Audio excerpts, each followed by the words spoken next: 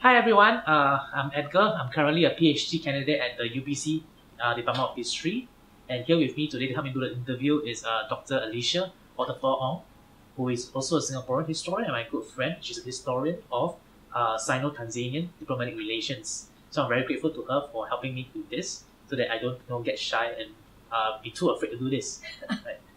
All right, Edgar. So, tell me, what's your dissertation about? Okay, so in my dissertation that I'm trying to work on, hopefully, I'm trying to uncover the origins and understand the evolution of our ideas, ideals, and discourses and institutions for youth in Singapore. In particular, I focus on the two formative decades between 1945, after the end of the Second World War, and 1965, when Singapore became an independent sovereign nation. Existing historiography is telling us and has already told us that this was a very exciting and tumultuous period where there was great social, economic, political, and ideological contestation. Right, so different colonial governments and different nationalist groups and anti-colonial movements uh, tried to pursue and realize their vision of a post-colonial Singapore. What has not been studied or examined is how the politics of youth emerged as a result of these processes and these contestations. So some of these groups, especially the colonial governments, uh, created new institutions and new programs for youth welfare, for the socialization of youth, for the mobilization of youth, and the policing of youth. They also constructed new associations between ideas and images of ideal youth and the successful creation and making of a new modern colony and subsequently a modern nation. Right. So I would like to argue in my dissertation that it was during this period and as a result of these processes that the ideas and images and discourses of youth today in modern Singapore emerged. So for example, if you look at this stamp that I've acquired, but I'm able to date yet, right, as well as this currency notes that we are familiar with, because they were current. This is a current series that we've been using since the 1990s. You actually see certain prevalent images of Singaporean youth, and they are all associated with the nation. So, what are your central questions? My central questions will revolve around how, when, and why certain images and ideas and discourses of Singaporean youth emerged during this period.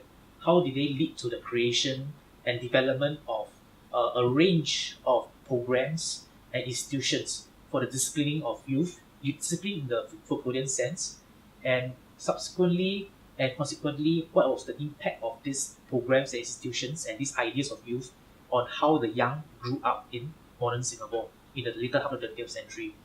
Right, and what spurred you to ask these questions? Um, I'm sure you agree with me on some of this, which is that growing up in Singapore, there is a lot of evidence that the Singapore government, the Singapore state, devotes a lot of resources and a lot of attention on shaping how the young thinks, how the young feels, and how the young behave. And you almost find that there's this constant anxiety and obsession on the part of adults and political leaders on the young, right, and what they are doing and how they behave. So I myself was a beneficiary of and participant in many of these programs and institutions, and in a sense increasingly became sensitive to and aware of the disciplinary effect that it was exerting on me. At the same time, I was also, in a sense, became sensitive to some kind of a certain degree of dualism in the attitudes of the state and adults towards our young. On the one hand, youth in Singapore they are idealized and valorized as important stakeholders and participants in nation building. Correspondingly, there is a lot of resources, really a lot of resources and attention given to youth development and youth empowerment. Uh, on the other hand, the state and adults are always ready to jump in and try to police youth when they see youth doing activities and behavior, engaging in behavior that they do not agree with.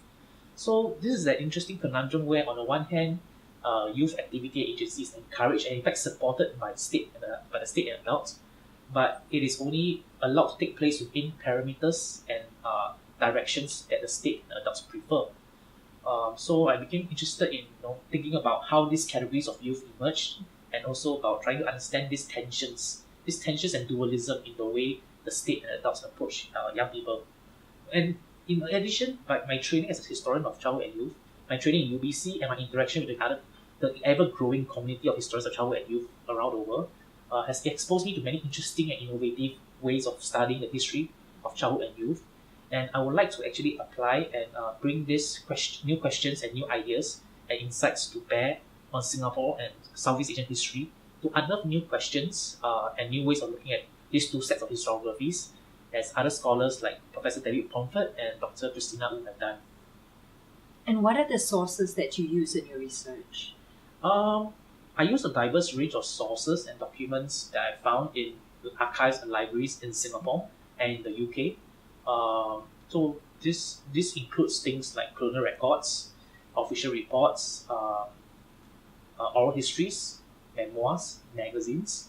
So a lot of these are actually traditional compassionate documents and sources like Colonial Office records, British Foreign Office records.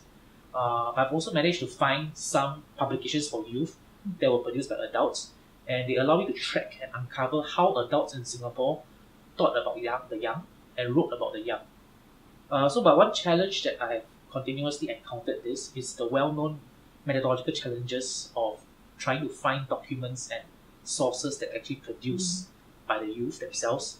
So while they are very useful, a lot of the sources that I found are mainly produced by adults, and so it remains a challenge and difficulty for me to try to encounter and find actually documents that allow me to access the thoughts and perspectives of the youth themselves.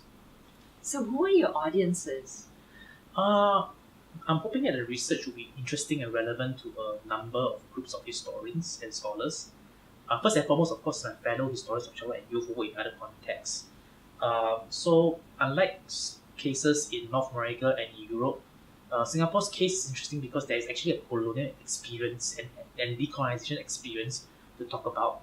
And I hope that my fellow historians of childhood and youth will find Singapore's case interesting because the politics of youth in Singapore, as my dissertation will show, actually was driven by the convergence and intersection of post-World War II humanitarian impulses, colonial anxieties and imperial designs, post-colonial imaginations of a new country, and also Cold War agendas. So in that last point is important because in a sense I hope that this dissertation can also make a contribution to the literature on colonialism and the Cold War in Asia. So something I've actually didn't start the project out with, but actually discovered as I delved into the sources was that Singapore was actually part of trans-imperial and transnational youth movements, right? So if I may illustrate using a few pages from a magazine called Youth World. Youth World was actually a publication that was produced by the organization called the Singapore Youth Council in the mid-1950s. So the Singapore Youth Council is a youth coordinating body that was made up of private individuals and youth organizations like the Boys Brigade, for example, and was supported and funded by the British colonial authorities. Right. So this map on this page, for example, depicts youth leaders and delegates from countries around the world arriving in Singapore in 1954 for the Second General Assembly of the World Assembly of Youth. And the World Assembly of Youth itself is an international youth organization founded in the late 1940s to compete with the presumably Soviet-led World Federation of Democratic Youth for the hearts and minds of youth around the world.